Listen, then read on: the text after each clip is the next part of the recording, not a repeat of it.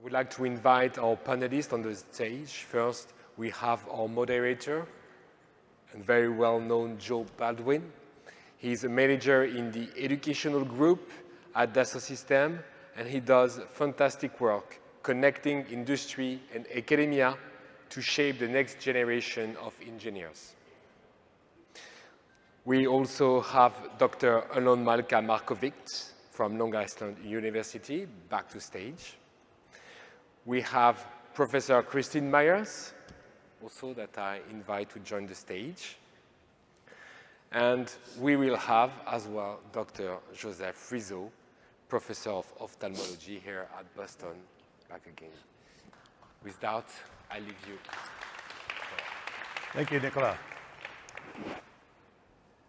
We've learned quite a bit over these last 2 days, 2.5 now, about all of this marvelous new technology from virtual twins, AI, connected data. And I want to switch the conversation from the use of that technology where we've been focusing so far on using that technology to discover more through research, to understand better than we understand today. From that paradigm to using it to convey known knowledge, that is to teach, to how do we bring along the next generation of researchers and users of this technology, because I think all of us have a joint experience or shared experience of this being the dawn of a real transformational age. And if we're going to go through that age efficiently and get the most out of it, we're going to need a lot of people behind us. So how do we get that cohort of next generation people to understand virtual twins and AI as their native tongue, as their first experience of learning? So with that, I'd like to ask our esteemed panelist here to weigh in, and I'll start with you, Alon. I'm going to ask about this teaching. Yeah. So when you think about AI, you think about virtual twins. I wonder if you could maybe share some anecdotes or expound just generally on both aspects. As a teacher, how will it help you to convey? And as a student, think back of some of the things you might have struggled with, that now having a virtual twin and its multimodality, how would that make it easier for you to have learned it? Okay, so I will divide my answer into a few parts. The first one is digital twins powered by AI will make things more tangible, meaning that when I learned, I was explained how things should happen on a board. Today's students or future students will have it immersive in a 3D platform where they can see the reaction happening in the lobule, in the small sides, in the ion channels in the heart, and then going up into the full organ itself and understanding everything. The second part I would say is that we will learn more on why things are happening and not only what. We'll see phenomena, and today I learned organic chemistry and all of my scenes. And it was basically a phone book that we need to learn by heart. But today, with digital twins and with AI, we can really see the reaction, why they're happening, via docking simulations, and see how it upscales into the organ themselves. So I think that future education and teaching will be more on why things are happening and not just learning them by heart. The third aspect I would add is that we'll have more cases. Today, clinicians learn on one speck of cases. Think of how many cohort of virtual tests, virtual experiments, virtual surgeries clinicians and researchers can study on without touching anybody and having more experience, more ready to their day-to-day job. Thank you. Kristin, when I posed this question to you in a break, I could see your eyes light up and you had some excitement about this. So what are some of the things about the potential that excite you? Yeah, so there's great potential that excites me. I'm going to put my undergraduate mechanical engineering professor hat on. I teach undergraduate mechanics of materials, and these are, students that get trained that will most likely work for Dassault or become, a CAD jockey at a company. It's interesting because I actually went back to doing board work and slowing down a little bit so that my students understand the process of material deformation, solid deformation, beam bending, mechanics, but then we supplement it with the simulation and digital twins of those classic canonical problems that all mechanical civil engineers solve, because I need to make sure that they know the mathematics and the physics behind the simulations. So we use the digital twins of the classical problems to sort of bolster their understanding, and I can talk about these simulations in the classroom alongside the traditional board work. Because as an ABET accredited engineering school, by gosh, they need to know what a shear stress is, a tensor, how to, they get these beautiful results, but they can't interpret it unless they know the basics. So I kind of smile because this topic of conversation is typically a drop-down, drag-out fight in mechanical engineering faculty meetings, and you'll have two camps where we are roboticists who are like begging to teach all of the AI possible. Oh, the students don't need to know the area or the formula for area of a cross-section of a circle. They don't need to know that. It's just coded somewhere where, you have, I was trained from engineers who didn't have computers, and I had to write everything out myself, right? And we all have our calluses on our fingers from writing out all of our problem sets. So I go back and forth about how far do we jump, because there's going to be a de-skilling of some sorts. And and I have to decide as a mechanical engineering professor, what are those skills I want them to take forward? I want them to do these problems analytically so that they can double check and validate those finite element simulations. And that's what we're doing, but I think introducing these visual tools is critically important. So that's kind of why I think I was smiling at you, because I jump back and forth, and I don't allow ChatGPT or AI. I mean, engineering students will figure out all kinds of ways to cheat, right? But when they come into and do a blue book exam, I need to know that they're passing the fundamentals. Yep. But even as myself as an instructor, like something like torque or moment is really hard to understand as a burgeoning engineer. I asked ChatGPT, how could I explain these things better to my students who are not the same type of learner as I am? So I'm using it to hopefully diversify the way that I teach. Good point. We're going to come back to skills in a minute. Joe, you've had a very long and distinguished career, and I know that you still are hands-on. So I wonder if you could marry that experiential learning that you've enjoyed over time with how the virtual twins can help accelerate that. Thank you. So I think of it as having both micro and macro educational value. So I think in terms of training students, I think the opportunity we heard earlier about simulation opportunities, clearly a major opportunity to learn how to practice, look at errors, with computers and with simulation as one way of advancing someone's education.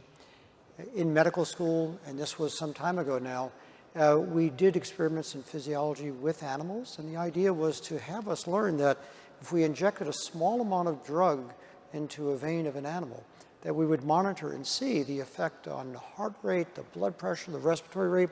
And the idea was to have us develop a systemic understanding. If we're going to intervene with patients, right, it has many potential side effects. But now, of course, this can all be simulated with a systems level approach to the human body. I love that. The macro educational value is conceptual.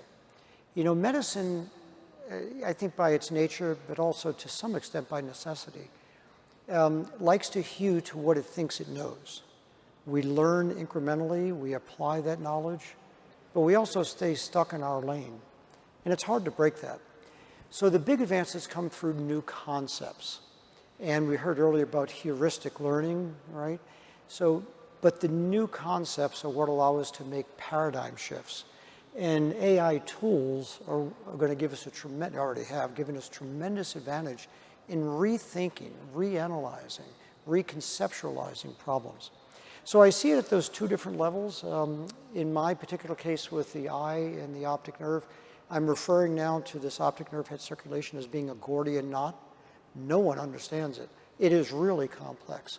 And the anatomy will inform us, but ultimately it's the computational power, AI-based approaches that'll give us a dynamic understanding that we can't imagine just by looking at the anatomy. Thanks. Kristin, let's come back to the skills part of it.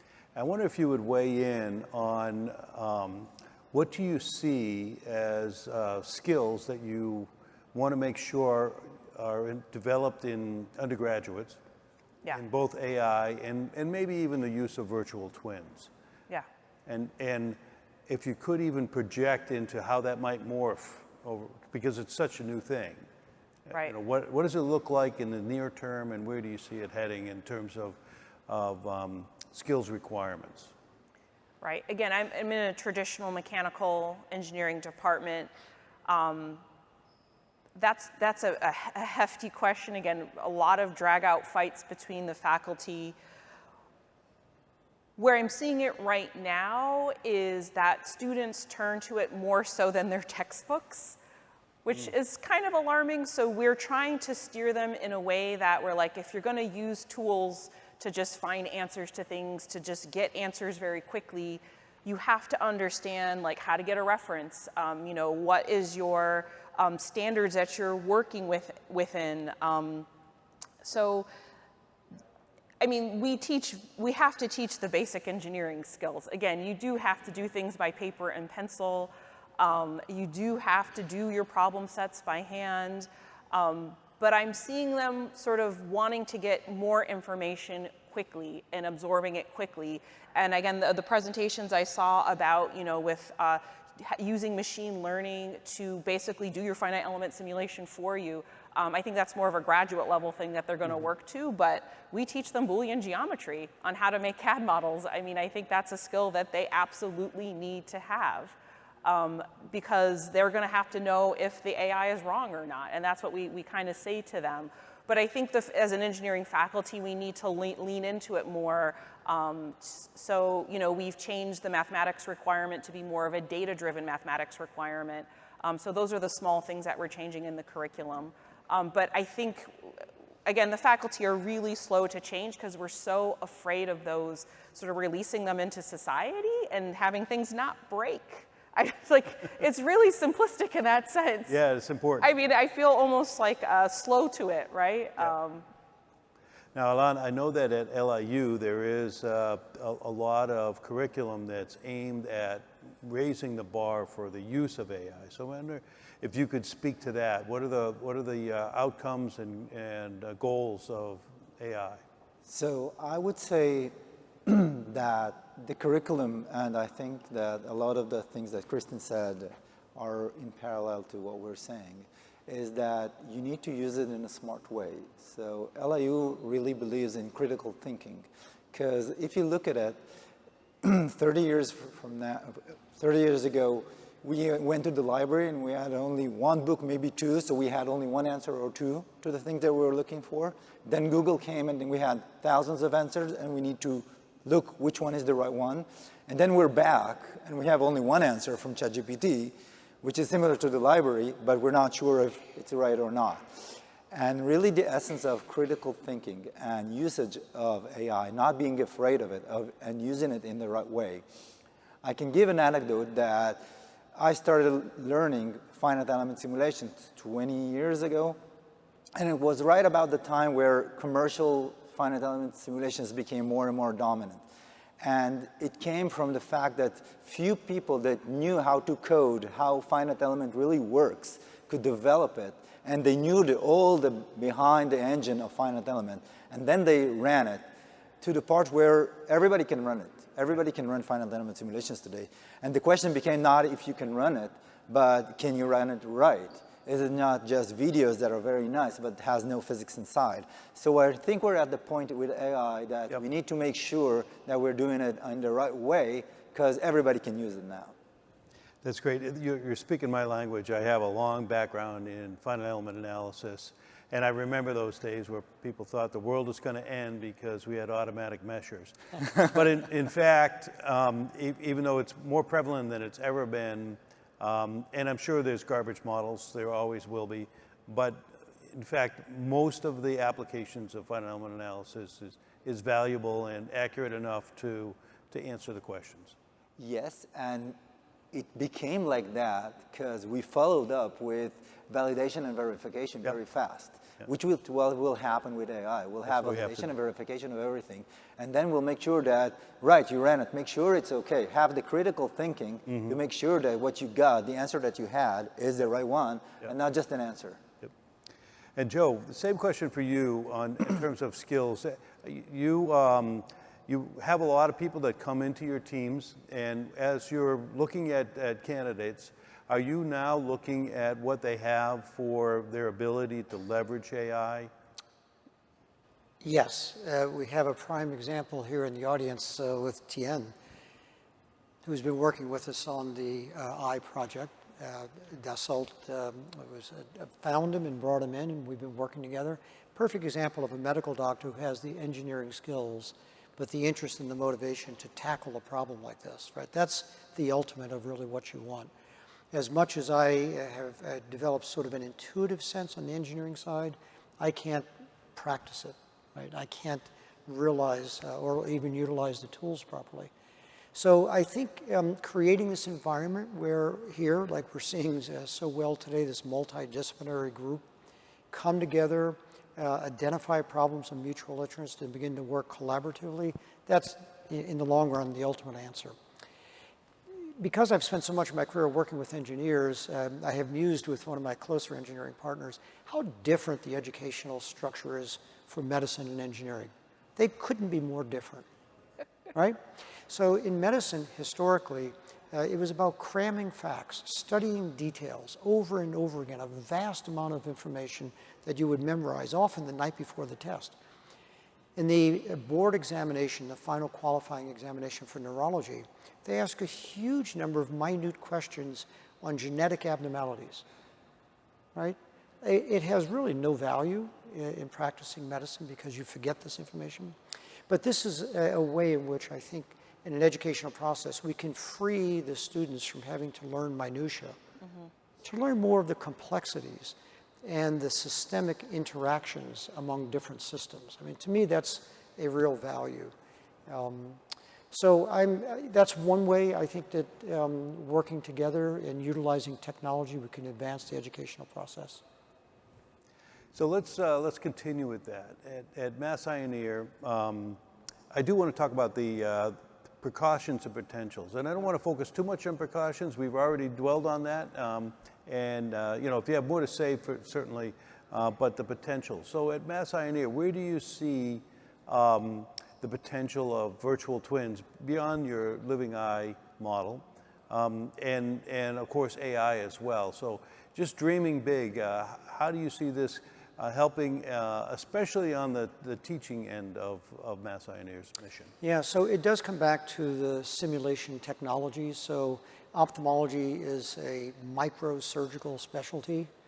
There is an enormously long process to teach people the basics in the wet lab, and then you get this incremental opportunity to do more and more under the guidance of a more senior surgeon, right? It takes years to do this. And frankly, even people who go through it, most of whom come out very, very well suited for the task. It attracts people who are good with their hands and who want to do this. But we don't have a sophisticated way to train, nor do we have sophisticated metrics to measure. We don't. So even in the selection process, we occasionally discover that once people are in the field, let's say they might have a minor tremor, right? We don't know that until they're there. So I think having metrics that we can measure, not only to follow the educational process to make sure people are developing in the way that we think they should, but also to examine how well they do. And someone who's skilled in one thing may not be skilled in another. Yeah. Right? They may just have different skill sets. So that's one way I think it would make an enormous advantage to us. Great. Kristin, my intention is to give you the last word, so I'm going to ask Alon to weigh in again on these precautions and potentials. And if you could interweave the interdisciplinary aspect of these virtual twins? Because I think that's something that is really breaking open with this technology. That's interesting that you're saying that, because if you ask me what's most exciting is the fact that I'm sitting in a stage with a doctor and a mechanical engineer and me, and we're talking almost in the same language. Because the convergent research of having a clinician, having an engineer, talking on the same thing, and having it through the digital twin, through AI, accelerating all the process, is something that excites me the most. I think that using AI will help us accelerate a lot of our finite element simulations, making the digital twins from, similar to what we said about finite element simulations, from the hands of a few to everybody. Because using that, we'll be able to have these platforms giving information in situ to surgeons live while they're trying to make decisions, which is now us at the back working a lot of months just to get the results in. About precautions, I think that in the end, it's really about education and not precaution. It's educating the students, educating ourselves, how to be wary of the things that we're using and verifying, validating it. We had a good talk about credibility, how to remain credible even though it's very easy to use it now as before. Great. And Kristin, I'd like you to take and springboard off of these two comments, but bring in how you see this technology helping with policy. You did a marvelous job of showing us in very stark terms how underrepresented populations suffer because of just unequal distribution of resources. And so is there, in your mind, a way to leverage this to help affect that problem?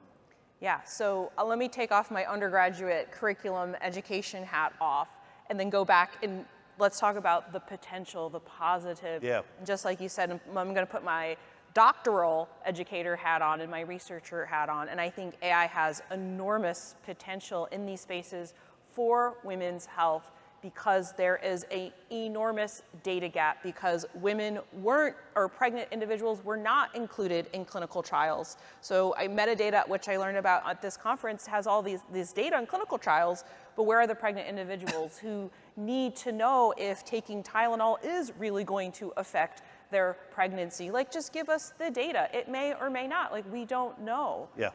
So I feel like getting synthetic data sets on people, marginalized people, women who haven't been traditionally measured because that, you know, our hormone systems might screw things up. I mean, it was just until recently that the NIH mandated that we had to do sex-specific differences because people were only using male animals in their scientific studies. Wow. So, you know, like, again, I when I come to these conferences and I see the cardiology and in your simulations, I was like, I need to get there for the uterus. There's a placenta. Do you know about the placenta? It actually fed all of us as we were gestating and could be a fingerprint into our health. You know, the women's health, I go to a lot of conferences and we can go down a rabbit hole. But for me, all of that sort of catch up I see as an opportunity to apply the amazing tools that are developed in a community like this to pregnancy health, to gynecologic health, to aging health, and to play that catch-up game really quickly. And we use AI in our research to, because we can't track down our clinicians because they're so busy, and I need them to read ultrasounds for me. And then I ask 10 clinicians their opinion, they give me 10 different answers. So we need to sort of standardize how we read medical images in pregnancy because it's such a dynamic time. So we have AI segmentation for the ultrasound to go into direct digital twins. You know, I presented, you know, maybe, you know, I don't know, I had, I think, 50 or 70 digital twins I showed you today. I hope to show you thousands that represent these cohorts that have been underrepresented in the past. I mean, I live in Manhattan. I see a huge cross-section between the cohorts that we study near my laboratory in Washington Heights, in difference, you know, compared to the patients that we see in our Midtown clinic. Very different. And I can't actually do the comparisons because their cohort characteristics are completely different. So, and that's why I'm excited. So I share your excitement, but I want to maybe put words in your mouth. But Yeah. what I'm really looking for is how this technology can influence policy because we can communicate more effectively and with more clarity, right? I think the disparity has been recognized, right? So that's a known problem, but changing the policy, I think, could in fact be more efficient, or we could get more results out of it if we are communicating, like I said, with more clarity. Yeah. Right? And this is a very effective communication device, right? 100% effective communication device. Seeing is believing. Yep. So when I produce a digital twin or finite element simulation that recapitulates what is seen in the clinic, then the clinicians believe me. Right now in obstetrics and gynecology, I've been around for a while and I think they believe Kristin Meyers by now, but it's like if, the clinicians come in, they're like, Kristin, we just have to have this trust. Right, and I think in that field they don't trust the engineers as much as forward-thinking, cardiology, ophthalmology, etc. I actually used to work in ophthalmology, and they can understand the pressure of the retinal ganglion cells and glaucoma. That's a pressure. Right. But in pregnancy, I think, and so policy. I'm not sure if you meant policy like the United States policy, or policy like the people who are the payers, or like the people who pay. Yeah, it's really a universal problem and question, right? Yeah, so we want to change minds at all levels. It's just the clinician engineering interaction in this field, and that women's health engineering is a topic that engineers can make an influence in women's health. Yep. So I think that's a good note to end on. To sum up, right?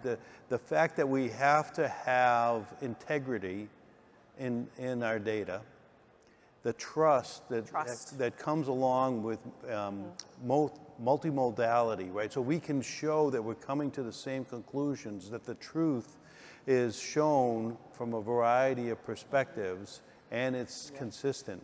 But we have to make sure that the work we do is rigorous and deserves that trust. Right? So thank you very much for participating. We really appreciate your insights and for sharing with us.